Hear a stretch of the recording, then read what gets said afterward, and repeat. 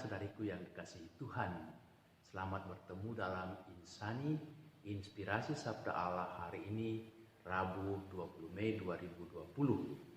Dalam permenungan kita ini, kita akan ditemani oleh Pastor Samuel Sirampun, Direktur Komisi Komunikasi Sosial Keuskupan Agung Makassar.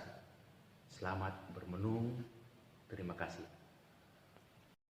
Saudara-saudara terkasih, selamat berjumpa lagi lewat Inspirasi Sabda hari ini, Rabu 20 Mei 2020, bersama saya, Pastor Samuel Sirampun. Sebelum kita merenungkan Sabda Tuhan, marilah kita berdoa. Dalam nama Bapa dan Putra dan Roh Kudus, amin. Allah Bapa yang Maha Kasih, kami bersyukur kepadamu karena Engkau memberi kami kesempatan lagi untuk merenungkan sabdamu pada hari ini. Berkatilah kami, terangilah hati kami, agar mampu menerima sabdamu untuk menjadi kekuatan bagi kami untuk hidup kami. Demi Kristus Tuhan dan pengantara kami. Amin. Dalam nama Bapa dan Putra dan Roh Kudus. Amin. Inilah Injil Yesus Kristus menurut Yohanes. Dimuliakanlah Tuhan.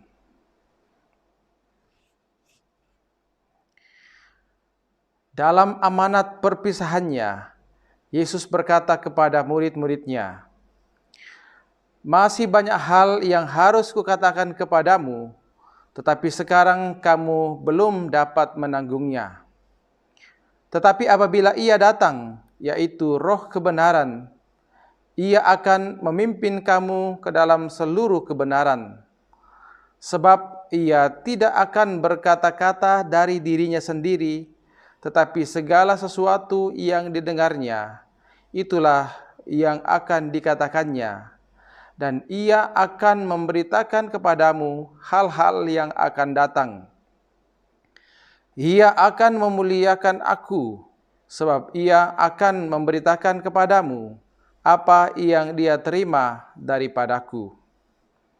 Segala sesuatu yang Bapa punya adalah kepunyaanku. Sebab itu Aku berkata, Ia akan memberitakan kepadamu apa yang Dia terima daripadaku." Demikianlah Injil Tuhan. Terpujilah Kristus. Saudara-saudara terkasih, Yesus tahu bagaimana suasana hati para muridnya bila Ia akan kembali kepada Bapanya. Para murid mengalami kegelisahan yang luar biasa. Guru, pemimpin, dan andalan mereka akan pergi. Mereka bagaikan kawanan domba tanpa gembala. Itulah sebabnya dalam amanat perpisahannya, Yesus meneguhkan hati mereka bahwa setelah Ia pergi, akan datang Roh yang akan menuntun mereka kepada kebenaran sejati. Roh kebenaran itu akan membuka misteri atau rahasia tentang Allah kepada manusia. Misteri Allah yang luar biasa sangat sulit dimengerti dan diselami oleh pikiran manusia yang sangat terbatas. Roh itu selalu ada dalam kesatuan dengan Yesus dan Bapa. Kesatuan Trinitas ini akan menuntun dan mengarahkan para murid untuk melanjutkan karya pewartaan dan pelayanan. Kesatuan Trinitas ini akan menguatkan para murid untuk tetap mengobarkan semangat tanpa ada kekhawatiran tersesat. Meskipun sang guru secara fisik tidak lagi bersama-sama mereka seperti kurang lebih 3 tahun. Ibu, bapak, dan saudara-saudariku yang terkasih, di dunia ini begitu banyak prinsip yang dipegang teguh oleh banyak orang, dan prinsip-prinsip itu dianggap sebagai suatu kebenaran. Dan kebenaran itu akan selalu diuji sejauh mana prinsip itu betul-betul benar. Tetapi kalau ada yang mampu membuktikan kebenaran yang dipegang teguh oleh sebagian orang itu salah, maka dengan sendirinya kebenaran itu gugur dan muncul kebenaran yang baru. Dan begitulah seterusnya. Kesimpulannya adalah tidak ada kebenaran yang mutlak dan sejati. Kebenaran mutlak dan sejati hanya ditemukan di dalam Allah sendiri. Yesus telah menyatakan itu kepada para murid dalam amanat perpisahannya yang kita dengarkan dari bacaan Injil tadi. Jadi hanya dalam kesatuan dengan Allah Tritunggal, kita dapat menemukan kebenaran mutlak dan kebenaran sejati.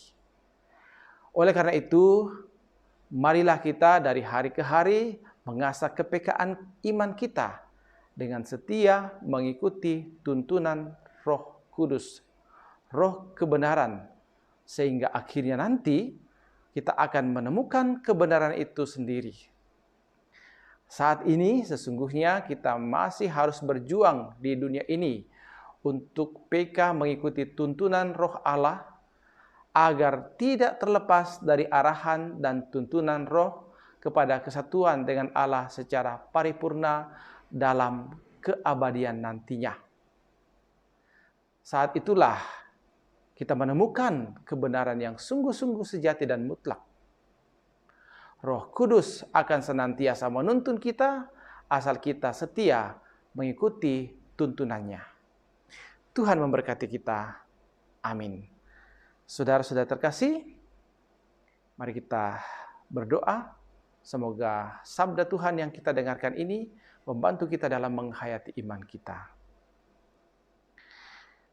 Allah yang kekal dan kuasa, kami bersyukur atas inspirasi sabda-Mu yang boleh meneguhkan kami pada hari ini. Berkatilah kami dalam usaha dan pekerjaan kami hari ini.